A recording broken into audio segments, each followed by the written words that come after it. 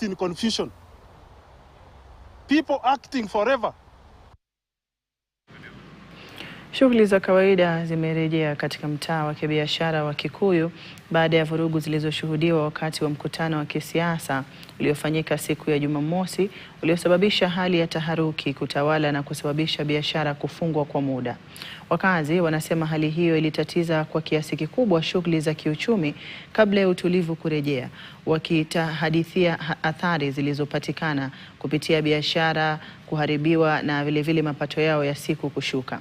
Hali hiyo iliathiri biashara ambazo zilifungwa mapema au kukosa wateja kabisa wakati wa msukosuko huo. Kioo yetu ni ile inajulikana kama 3D, yani inakaba kioo yako yote.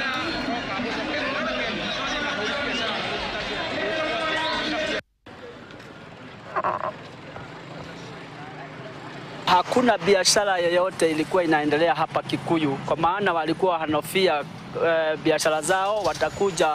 Wanajua last time wakati kulikuwa na maandamano last year, kulikuwa na damage mingi sana zilifanywa biashara hapa Kikuyu. Hata ilibidi sisi wafanyi biashara, kwa maana ikiwa angalia kotini na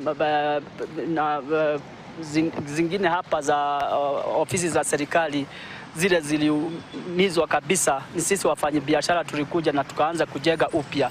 Kwa hivyo sasa hiyo walikuwa wanahofia zaidi hii mambo inaweza rejea tena, na unajua ikirejea sisi wafanyi biashara ndio tunaumia zaidi.